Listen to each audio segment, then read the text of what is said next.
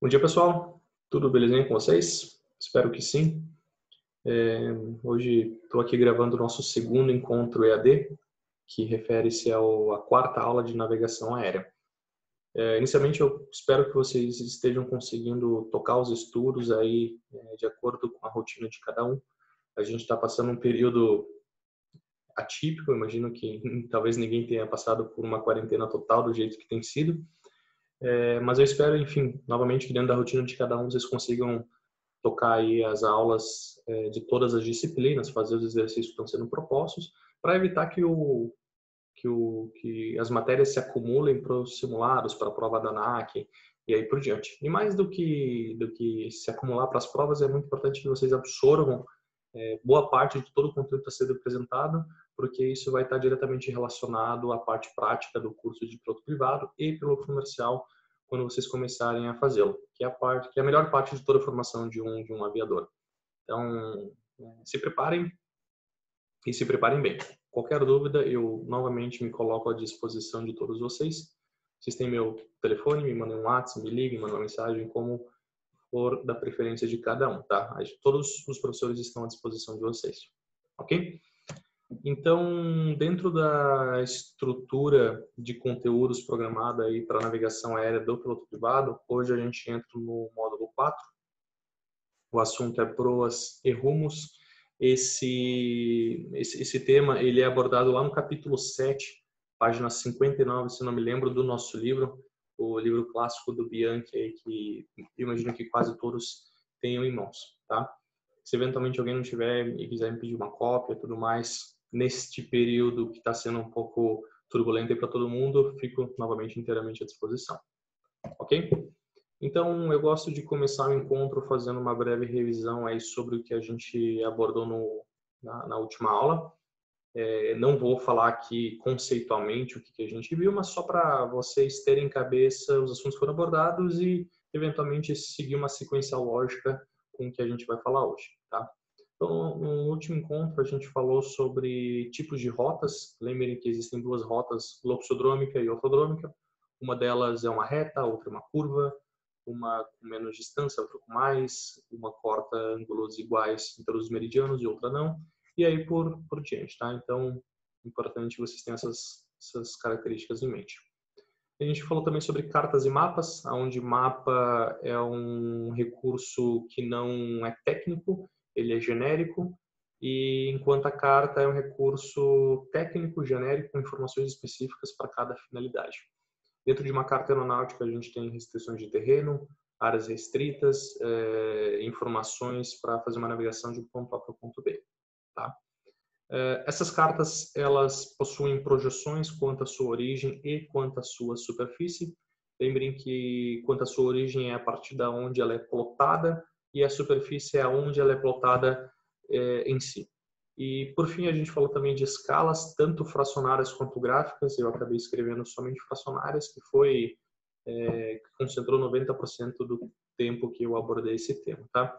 Lembre que dentro de escalas fracionárias, vocês têm que ter aquela regrinha na cabeça que tira 5 zeros da direita para a esquerda e o número que sobrar é a tua distância real em quilômetros para cada centímetro daquela carta. Tá bom? Então, o roteiro do encontro de hoje, eu começo por magnetismo terrestre, depois eu falo um pouco sobre as linhas de magnetismo, WAC, que é aquela carta, daqui a pouquinho eu apresento para vocês, mas eu também já mostrei para vocês em aula, aquela carta de navegação aérea visual que vocês vão ter que utilizar em todas as navegações práticas, tanto do piloto privado quanto do comercial. Falo também um pouquinho sobre declinação magnética, o que é isso. Depois eu entro em bússola convencional e aeronáutica, como é que o vento pode influenciar na aviação. E depois os conceitos de proa, rumo e rota, e também falo sobre deriva, que está diretamente relacionado a esses três conceitos aí. Tá bom? Então vamos lá. Iniciando por magnetismo terrestre, eu imagino que muitos de vocês saibam que o planeta Terra ele é um grande ímã, na verdade, e se me permite, eu vou usar um pouco do conceito do livro aqui para não fugir muito do contexto, Mas vamos lá, pela página 62 do livro, a gente resumidamente vê que a Terra ela pode ser considerada um grande ímã, tendo dois polos magnéticos de polaridade opostas, certo? Polo norte magnético e polo sul magnético. Esses polos magnéticos não coincidem com os polos verdadeiros. O que essa frase está nos dizendo? Aqui eu tenho um polo magnético e aqui eu tenho um polo geográfico. Eles não estão juntos. Vocês conseguem ver isso? O polo norte magnético, em 2005, estava localizado aproximadamente na coordenada tal. Não é relevante falar qual é essa coordenada. E essa localização ela sofre uma pequena variação anual. Por que ela sofre essa variação anual?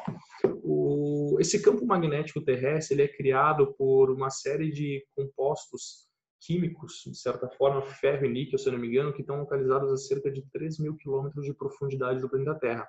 E a movimentação desses compostos acaba gerando esse campo magnético. E também acaba mudando as linhas de declinações magnéticas ao longo do eixo terrestre, certo? Então, vocês pensem que toda a orientação que a gente vê numa carta, ela está fazendo relação com o norte geográfico ou verdadeiro, tá? Só que esse campo magnético, ele pode sofrer alguma alteração e uma bússola sempre vai apontar para o polo norte magnético, que não necessariamente coincide com geográfico ou verdadeiro, tá? Em 2005, pelo que o livro nos traz aqui, essa distância entre o magnético e o verdadeiro era de aproximadamente 720 milhas. É considerável, né? Então, você tem uma diferença entre o que a bússola está apontando e para onde realmente é o norte, ou qualquer outra orientação aí que a gente esteja procurando, tá? Essa imagem aqui, eventualmente, vocês podem ter ficado um pouco confuso. Por que eu tenho sul aqui em cima e norte aqui embaixo? Porque o ímã terrestre ele é oposto à orientação real da Terra, tá? Pensem que dois ímãs sempre se atraem em polos opostos, enquanto polos iguais acabam se repelindo. Então, quando a ponta de uma agulha, perdão, de uma bússola está apontando para o norte, ela na verdade está apontando para o polo sul magnético. E o oposto também é verdadeiro, tá? O polo sul magnético da Terra constitui o nosso polo norte geográfico ou verdadeiro, que são muito próximos. Novamente, com aquela diferença que lá em 2005 foi determinada, que era então 720 milhas náuticas, tá? Mais um conceito importante que é relevante mencionar é que numa carta aeronáutica, os meridianos estão plotados em relação ao norte verdadeiro. Porém, a bússola da aeronave sempre aponta para o norte magnético. Dessa forma, é necessário realizar algumas correções para que a aeronave voe na rota pré-determinada, tá? E aí entra o que é a declinação magnética. A diferença angular entre o norte verdadeiro e o norte magnético é chamada de declinação magnética, DMG. E esse valor será muito utilizado, como a gente vai ver, enfim, mais adiante, tá? Então, basicamente, esse é o campo magnético terrestre. Esse campo magnético ele é muito utilizado na aplicação prática para proteger a atmosfera terrestre contra eventuais resíduos oriundos do sistema solar. Esses resíduos também têm uma característica magnética e por conta do campo magnético ao redor do planeta Terra, esses resíduos são expelidos para fora dele, de certa forma protegendo principalmente as telecomunicações via rádio, televisão, internet e aí por diante, certo? Essa variação, essa declinação magnética, lembra? Declinação magnética, então, é a diferença, é o ângulo formado entre a diferença do norte verdadeiro com o norte magnético, que é o que é apontado pelo campo magnético terrestre, ok? Isso, de tanto a gente falar, talvez entre por osmose aí na cabeça de todo mundo, mas é um conceito muito importante no meio aeronáutico. Essa declinação magnética, ela sofre alterações, novamente por conta da forte movimentação daqueles fluidos existentes no meio da Terra, que é ferro e níquel principalmente, tá? Só para abrir um parênteses aqui, esses compostos existentes no meio da Terra, eles são apresentados na teoria do dínamo. Se eventualmente alguém tiver interesse em olhar mais a fundo como é que funciona o magnetismo terrestre, pode procurar a teoria do dínamo, que é a teoria mais aceita, que melhor explica a existência desse campo magnético, tá? Mas para nós não precisa, na nossa aplicação prática, a gente não precisa ir tão a fundo sobre esse assunto, mas se alguém se interessar, a teoria do dínamo é a fonte mais confiável para se procurar. Então, essa movimentação dos compostos no meio da Terra pode gerar uma variação da declinação magnética. Aqui a gente tem duas imagens comparativas. Em 1919 tinha essa característica, para 42 já houve uma significativa alteração. E atualmente, essa imagem aqui tem em torno aí de 5 a 7 anos de plotagem. A declinação magnética atualmente, então, ela sofreu uma nova alteração. E isso significa que o campo magnético terrestre está em constante modificação. Por isso que, eventualmente, a orientação das pistas em aeroportos também sofrem alterações. Pensem que, por exemplo, uma pista que, sei lá, anos atrás era orientação 1-0, ou seja, 100 graus, dentro da Rosa dos Ventos, hoje pode ser 1-1 ou 0-9. Isso acontece e não é tão raro, tá? Isso acontece com uma certa frequência. Por que isso acontece? Por conta da declinação magnética, da alteração da declinação magnética no lapso temporal. Belezinha? Então, um conceito mais resumido sobre o que eu falei até agora é o seguinte: o magnetismo terrestre, então, são dois polos magnéticos opostos, norte e sul, localizados em posições diferentes das orientações verdadeiras. E a declinação magnética é o ângulo formado entre este norte verdadeiro e o que é apontado pelo norte magnético. Tá bem? Conceitualmente, dentro do magnetismo também a gente tem linhas isogônicas, são linhas que unem pontos de mesma declinação magnética. Em contrapartida, uma linha agônica une pontos onde a declinação magnética simplesmente é nula. Isso quer dizer que a orientação geográfica coincide com a orientação magnética. Tá? Continuando, linhas isopóricas, elas unem pontos com a mesma variação da declinação. Então, quer dizer que uma linha existente lá, localizada lá no próximo ao Polo Norte, que faz junção com a linha no Polo Sul, ela vai ter a mesma variação de declinação magnética ao longo de toda esta linha. Tá bem? Deu um errinho aqui no slide, mas eu quis trazer para vocês um exemplo sobre como é que isso aqui acontece na prática.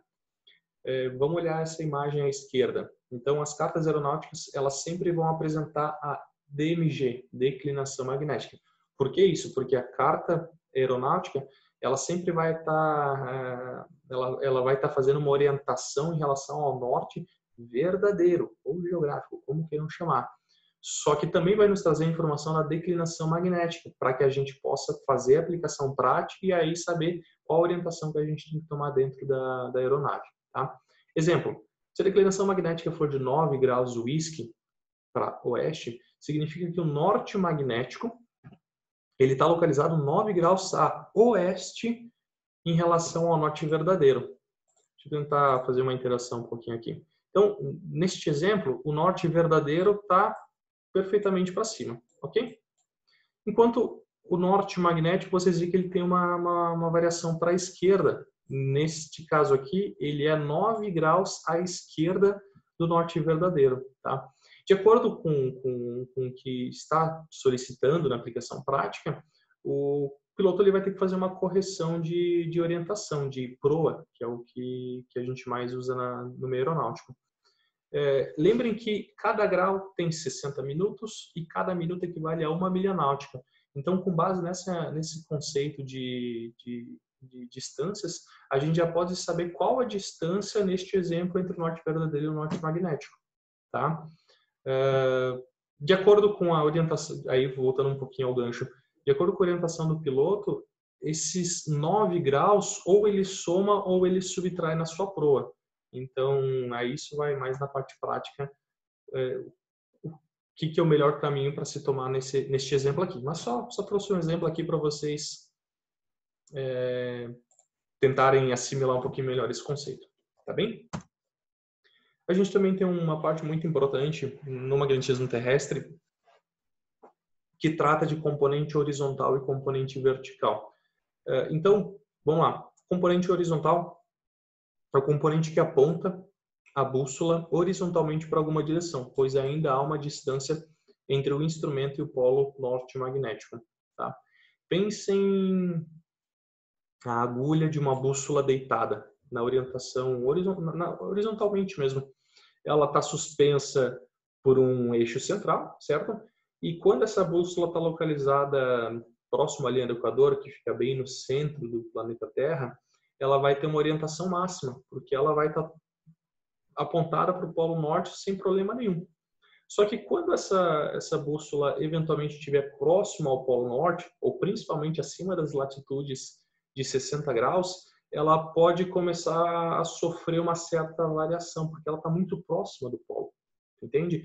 E quanto mais próxima do polo, ela não tem mais para onde apontar, porque ela o polo está embaixo dela e ela só aponta para os lados, certo? Então tentem pensar nessa aplicação prática. Em contrapartida, também tem um conceito chamado de componente vertical, que dentro da inclinação magnética é quando as forças que atuam sobre a bússola se decompõem, pois a aeronave está exatamente em cima do polo norte magnético. Neste momento, a componente vertical da bússola entrará em atuação e fará uma indicação para baixo.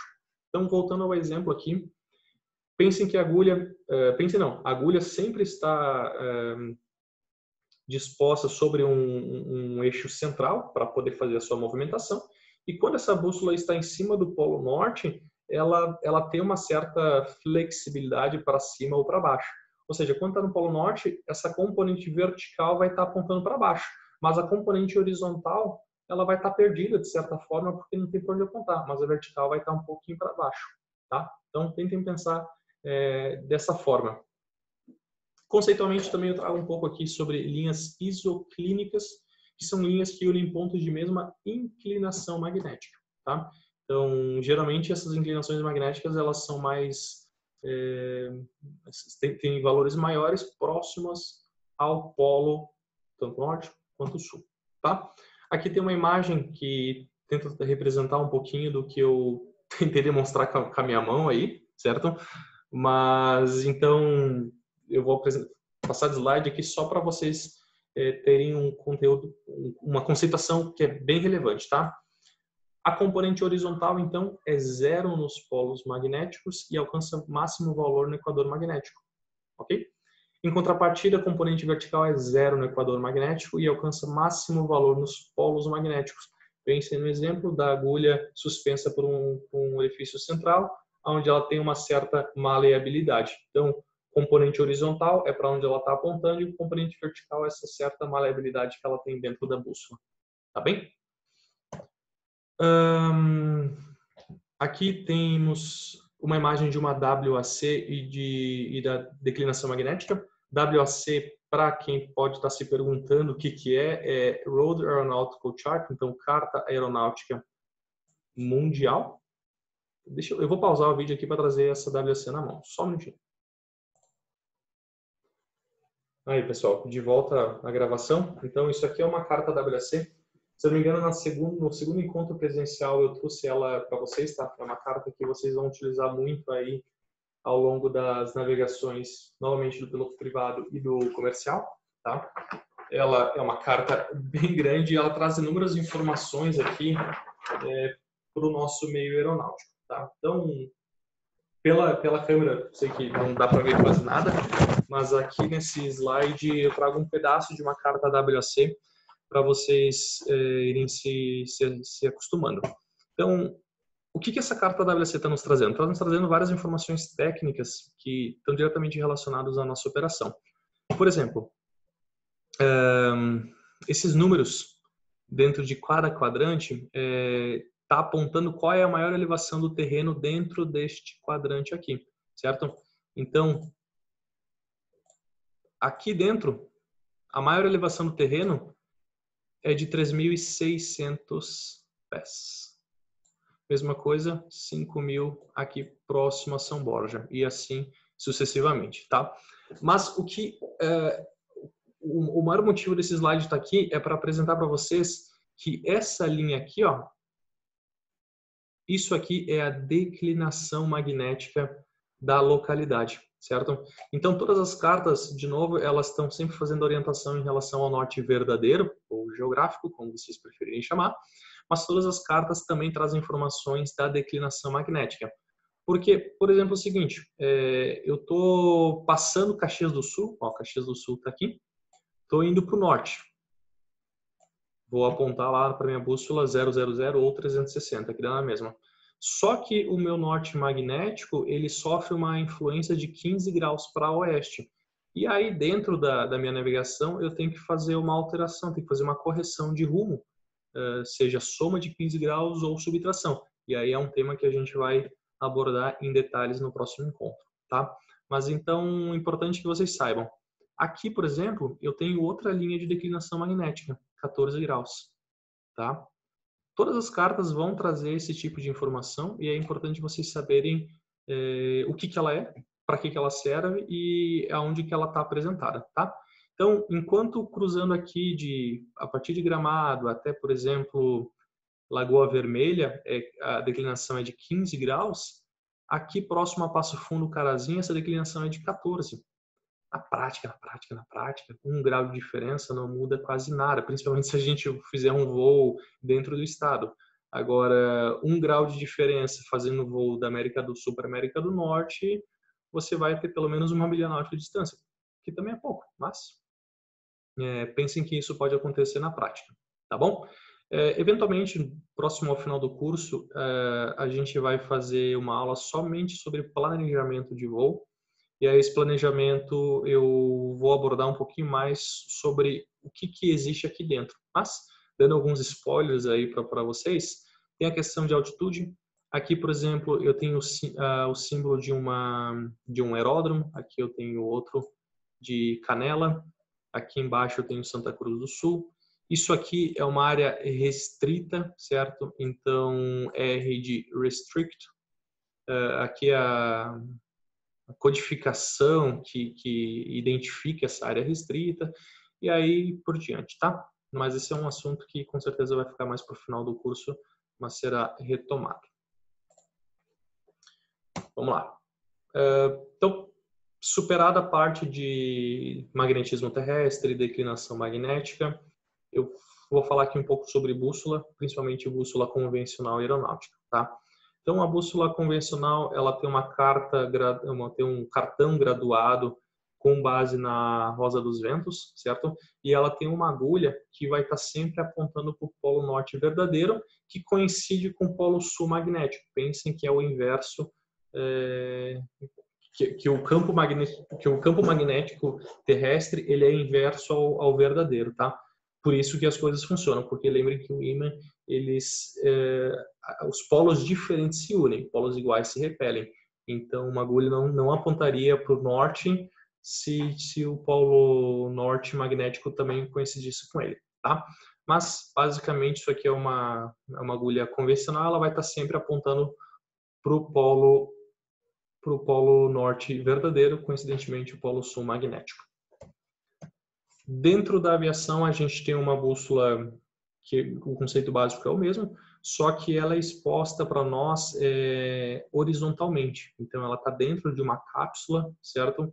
E geralmente ela fica no meio do painel. Isso tanto aeronave monomotor, bimotor, quadrimotor, aeronave comercial a jato, qualquer coisa, ela vai estar lá no meio do painel, ou bem em cima do painel, ou lá em cima do plex, que é o nosso para-brisa chamado, tá? Essa cápsula, ela, enfim, tem alguns componentes que constroem ela, mas o principal é o seguinte, existe um cartão graduado disposto horizontalmente, que ele é fixado por um orifício central para ficar girando ao redor deste eixo, deste orifício, se assim vamos chamar, tá? E ela fica flutuando dentro dessa cápsula por querosene, que é um fluido oriundo do petróleo, e ele fica dentro enfim, essa bússola vai ficar lá dentro para sempre estar orientando o norte verdadeiro ou o sul magnético aí dentro do conceito de magnetismo terrestre, tá? É importante saber também de uma característica que é o seguinte: dentro de toda a aeronave existem materiais que constroem outros equipamentos, que constroem a própria aeronave, que podem desviar essa orientação para o norte, vamos falar norte magnético aqui, tá? Que vai fazer uma eventual alteração aí nesse norte magnético por conta dos materiais utilizados na aviação, na aeronave, perdão, me enrolei aqui.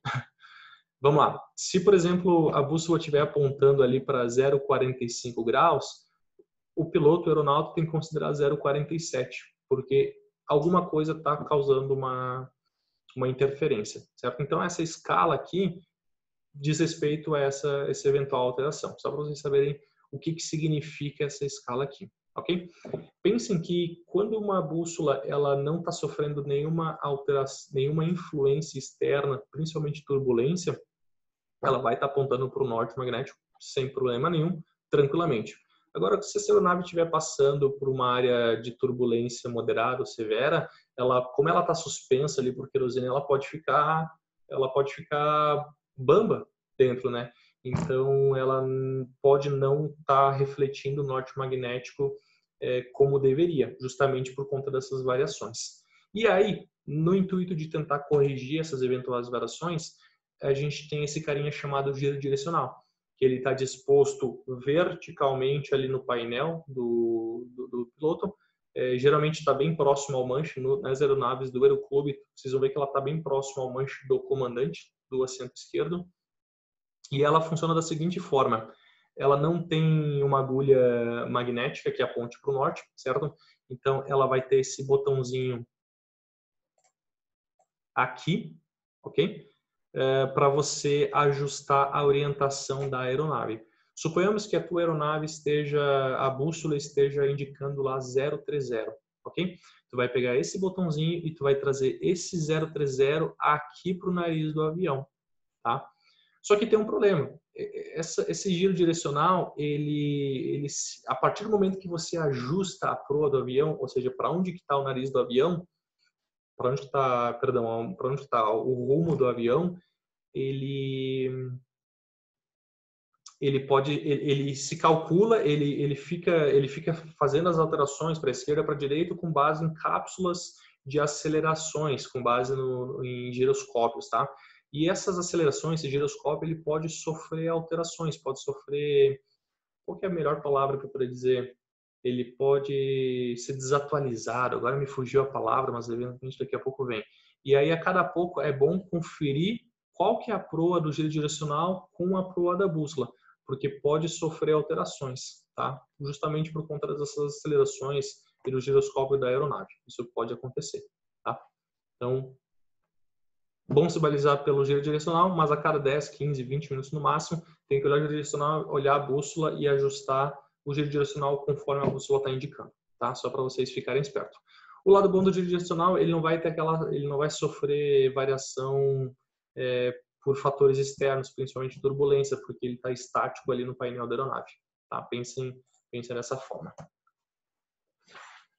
Aqui, trazendo um pouco mais de atualidade, todas as aeronaves hoje mais modernas, inclusive monomotor, bimotor, aviação geral, comercial, executiva, qualquer tipo de aviação, ela traz uma tela, vocês provavelmente já viram em alguma imagem, um vídeo, ou até mesmo naqueles cirros que tem no hangar do Aeroclube, ela traz uma tela que concentra as principais informações de navegação do piloto. Esse exemplo aqui é um EVS, Enhanced Vision System, sistema de visão melhorado, tá? O que está trazendo aqui? Do lado esquerdo eu tenho velocidade, neste caso aqui é uma velocidade em milhas por hora, porque a aeronave dispõe dessa configuração. Mas lembre que a velocidade mais comum da aviação são nós, ok? Aqui eu tenho a aceleração a qual a aeronave está sendo exposta, então a 90% da gravidade comum. Provavelmente ela está em descida. Aqui eu tenho o pitch da aeronave, ou seja, se ela está com o nariz para cima ou mais para baixo em relação ao horizonte. Aqui eu tenho a própria rosa dos ventos. Isso aqui é ajustado conforme a navegação está sendo utilizada, Neste caso aqui é uma navegação por GPS, mas poderia ser por VOR, poderia ser um ILS, poderia até ser um NDB, que é muito pouco utilizado hoje em dia. Aqui do lado direito eu tenho a altitude a qual a aeronave está exposta, então são 1.200 pés, e o seu climb, a sua velocidade vertical que está sendo exposta nesse momento, tá? Então aqui tem outras informações, enfim, que essa tela está nos trazendo, mas aí sempre é interessante fazer um curso do equipamento para poder entender enfim, tudo que ela pode apresentar, tá bom? Mas de certa forma aqui eu também tenho uma bússola num sistema digital que lê as informações de uma bússola real com todo aquele conceito que eu acabei apresentando anteriormente.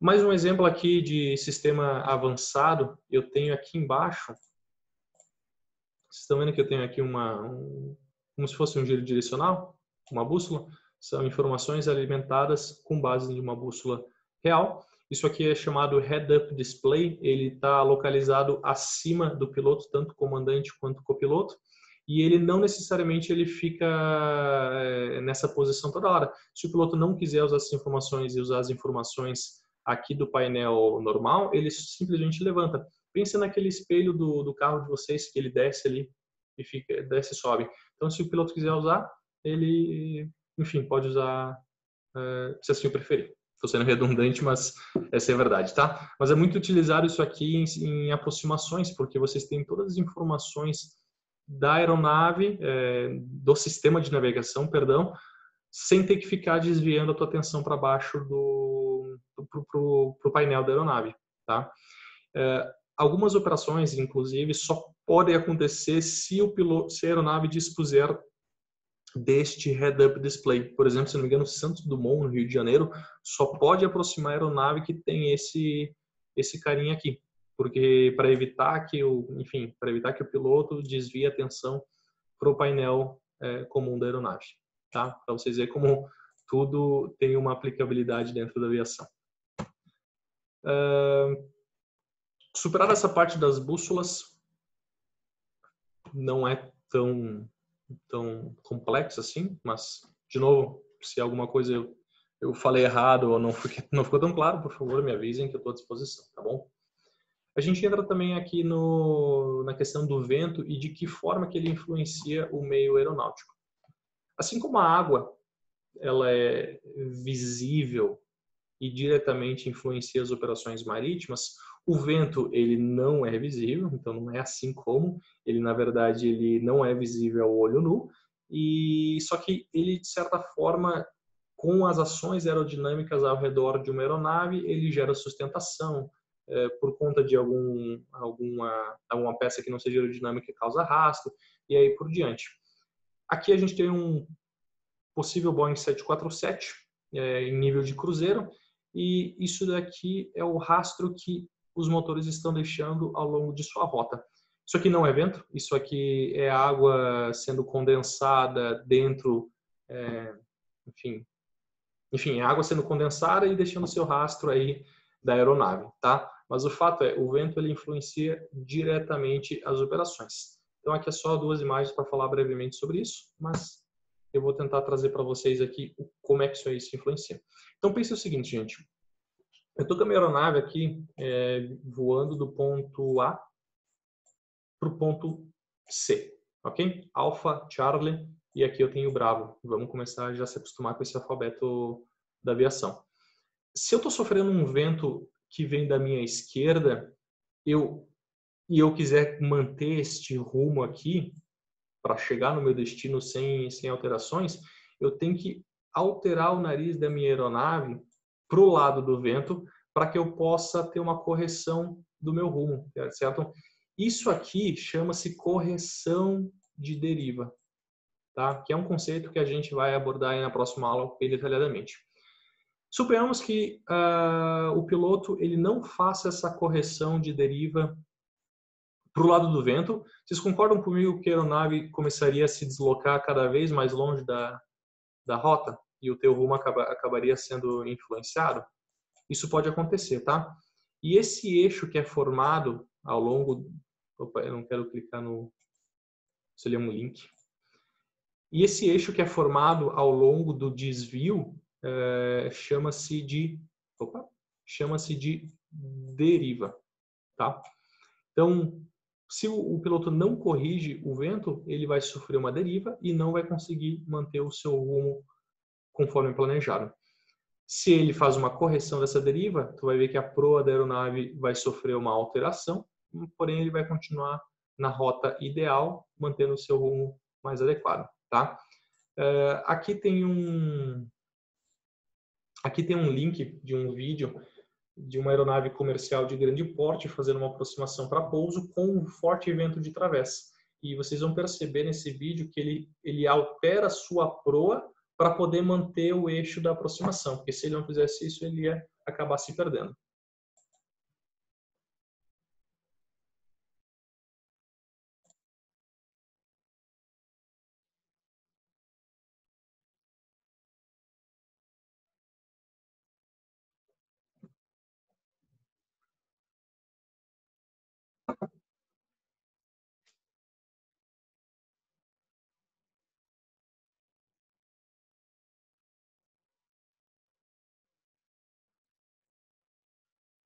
À medida que ele se aproxima da pista, vocês podem perceber que o nariz do avião ele não está alinhado com o eixo da pista, justamente porque ele está sofrendo um vento da direita, então ele está fazendo correção. E lá, bem próximo ao toque, ele deu a cambaleadinha aqui, forte na verdade, mas acabou tocando a pista. E arremeteu por conta do vento. Mas então a situação, a influência do vento, vocês veem que ela é relevante. Opa, deixa eu voltar aqui para navegação. Então vocês veem que o vento ele é relevante em qualquer tipo de aviação, de pequena ou de grande porte. Tá? Pensem nisso e esse ali foi apenas um exemplo. Como é que o vento ele influencia pousos e decolagens? O significado desses carinhas aqui também vão ser abordados aí ao longo do curso, mas é interessante vocês já irem sabendo. Velocidade indicada, isso aqui é o que está sendo indicado no instrumento da aeronave. Simples. Velocidade do solo, pensem que daqui a pouco se vocês estão voando para cá, a 100 nós, vou botar aqui a 100 nós. Só que, vamos fazer o seguinte, ó. Aqui está o meu avião, tá?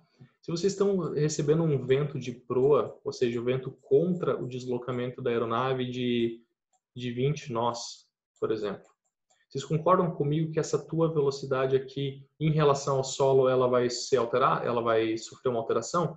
Ela, na verdade, vai ser de 80 nós. Porque você tem a tua velocidade indicada, a tua indicação não vai sofrer alteração, só que em relação ao solo, tu está indo mais devagar.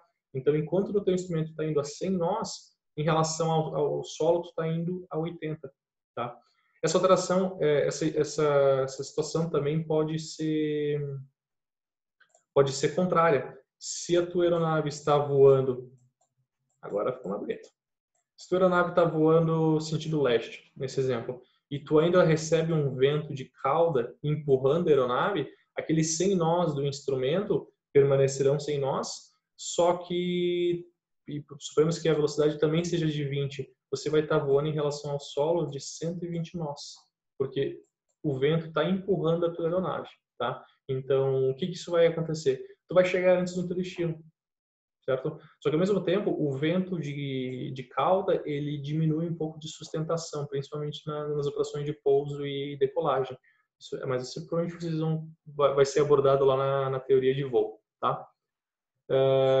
Então, velocidade indicada é o que o instrumento está indicando, velocidade de solo é o que resulta pela influência do vento. Opa. Indicated airspeed, velocidade indicada, ground speed. É a mesma coisa, só que aqui é em português e aqui é em inglês. Ok? Então, pensem que essa aeronave está decolando e se ela recebe um vento de proa, a velocidade do solo vai ser menor do que a indicada. Ou seja, o vento de proa, aqueles meus 100 nós do painel, não vai ser a mesma coisa em relação ao chão, porque eu estou recebendo aqui 20 nós, ou qualquer outra velocidade de influência do vento. Tá? Se o meu vento for nulo, o que indicar no painel é o que eu vou ter de velocidade do solo. Então, velocidade do solo é igual à velocidade indicada. E se eu tiver um vento de cauda, minha velocidade do solo é maior. É aquele exemplo que eu acabei de usar. Eu estou sendo influenciado aqui tendo um vento de cauda, os meus 100 nós no instrumento permanecerão 100 nós, só que em relação ao solo eu vou estar 120, 130, 110, dependendo da velocidade do vento. Tá? Então é dessa forma que o vento ele influencia operações de pouso, decolagem, seja um vento bem alinhado de través, de cauda, ou até um vento de través, onde ele vem lateralmente em relação ao deslocamento da aeronave. Um pouquinho de conceito. Sempre que a gente voa para algum lugar. Com isso, a gente vai sair de um determinado ponto para o outro, ponto alfa para o ponto bravo.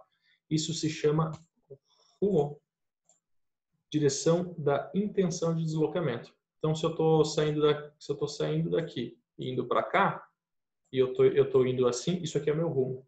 Se eu estou voltando, esse aqui é o meu rumo. Então, só para vocês terem em mente aí o conceito de rumo. A minha rota, aqui traz uma imagem plotada por meio de um aplicativo aí. Isso aqui no fundo é uma carta WAC, que eu trouxe ali antes para vocês, tá? E a rota, então, é entre pontos que voamos, existe uma trajetória a ser percorrida, passando por diferentes localidades e regiões. Essa projeção de caminho na carta é chamada de rota. Ela pode ser reta ou não, entendeu? Então, eu posso eventualmente passar aqui, deixa eu pegar aqui minha caneta para ser um pouquinho mais dinâmica.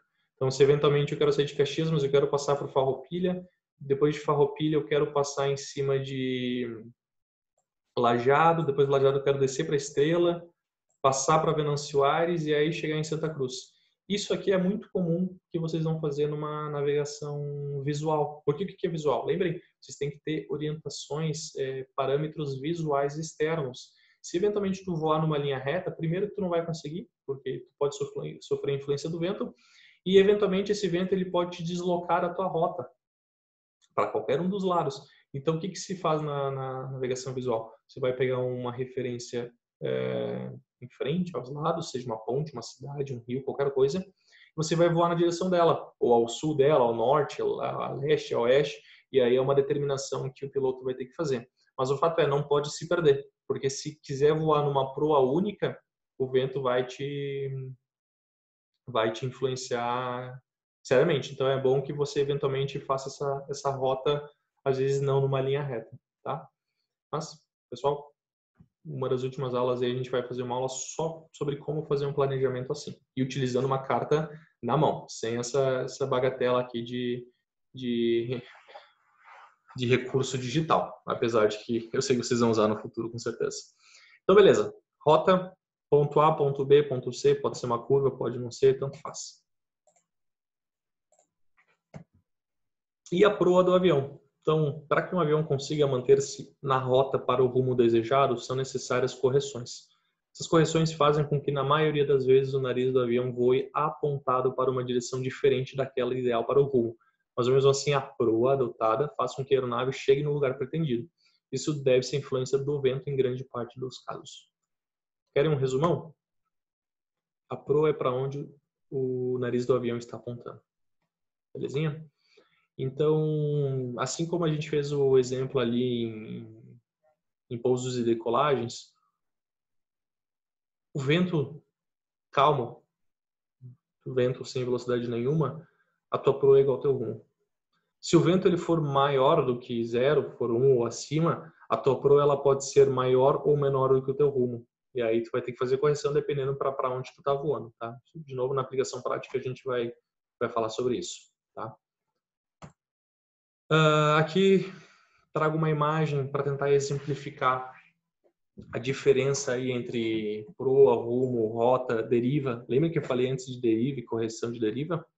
É isso aqui. Isso aqui é o norte verdadeiro, tá? Então, o norte verdadeiro, enfim, está lá 360. aqui, 360 graus. A minha aeronave está se deslocando do ponto A para o ponto B. Essa daqui é a rota pretendida. E o rumo, sem influência do vento, ele acaba sendo o mesmo. Ou com influência do vento, ele também é o mesmo desde que haja uma correção. Desde que haja uma correção de deriva por conta deste vento, tá? Antes eu tentei desenhar, mas essa imagem está bem legal. Olha, nesse caso aqui, o vento está vindo de norte, tá? Então aqui tem a indicação do vento. Se eu não alterar a minha proa, se eu não alterar a direção do nariz do avião, o meu avião ele vai se afastar da minha rota pretendida e o meu rumo também, consequentemente, vai ser diferente. Ok? Então, sem nenhuma correção de deriva, a aeronave se afasta cada vez mais da rota pretendida. É o que está sendo apresentado aqui. Em contrapartida, se a aeronave altera a sua proa, ela realiza uma correção da deriva que está sofrendo e o rumo e rota mantêm-se iguais. Tá? Então é isso que essa tela está nos trazendo. Aqui é um exemplo onde não há influência do vento. Então a minha aeronave está voando de Alfa para Bravo, no sentido leste, 090 graus. Não há influência do vento, então a minha proa é a mesma do meu rumo, que é a mesma da minha rota pretendida. Ok? Bem tranquilo. E é isso aí, gente. Então, voltando aqui ao último slide da aula de hoje. Esses foram assuntos abordados. Pensem que a gente falou aí de magnetismo terrestre, alguma conceituação sobre linhas de magnetismo. Falamos aí também sobre bússola convencional, bússola aeronáutica, um pouquinho da tecnologia aí apresentada nas aeronaves comerciais e mesmo da aviação geral, de menor porte. E também a diferença de conceito entre proa, rumo, rota e deriva e ângulo de correção de deriva. Esses conceitos são bem importantes de saberem o que é cada coisa, porque no próximo encontro, dando sequência a esses temas aqui, a gente vai abordar pé de galinha, que na verdade é um grande macete de como realizar os cálculos considerando a influência do vento aí para uma navegação. Isso é uma aplicação prática, tá? Não é só teórica, então é bem importante que vocês, de certa forma, tentem, enfim, se adaptar a esses conceitos, tá? Eu preparei uma série de exercícios para vocês. Eu vou apresentar esses exercícios juntos aí no grupo de WhatsApp que eu vou mandar essa aula para vocês, tá? Então, não vou falar muito sobre os exercícios aqui. Mas lembrem que, além dos exercícios que eu vou apresentar para vocês, vocês têm os exercícios no final do livro de navegação. E logo depois ele tem o gabarito. Então, é importante vocês tentarem fazer esse exercício daqui a pouco, tira lá 15, 20 minutos por dia, meia hora que seja, para esses conteúdos se fixarem. Aí, qualquer dúvida, eu sigo à disposição. Então, a gente chega ao final do módulo 4, proas e rumos. Lembrando que esse módulo foi o capítulo 7 do nosso livro de navegação aérea. Tá, pessoal? Então, um bom final de semana aí para todo mundo e até o próximo encontro. Um abraço.